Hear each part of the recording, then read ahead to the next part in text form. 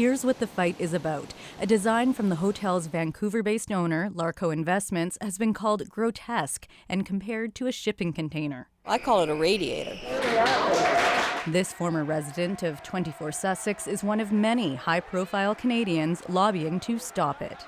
It is a specially designated both federally and provincially, and I think that that's something that the Larco people have to understand and perhaps be a little less tone deaf. This would be unconscionable in Washington, D.C. It would be unconscionable in London or other world capitals. But here in Ottawa, we're going to accept that? I don't think so.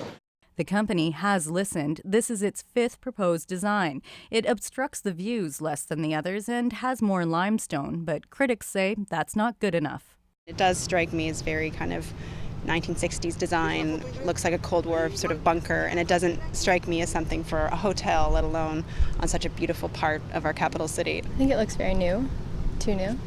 Takes away from the old architecture.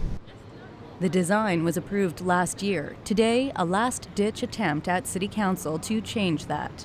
Do two wrongs make a right here? And they don't. But even after 3 votes, the decision was put over to tomorrow. Ottawa's mayor doesn't like the design either, but wants to let it go ahead and move on. A few years down the road when this thing is built and everyone's on the first tour of the buildings and the new rooms and the look of the thing, I think there'll always be critics, but I think there'll also be people who say, you know what, it's not as bad as we thought.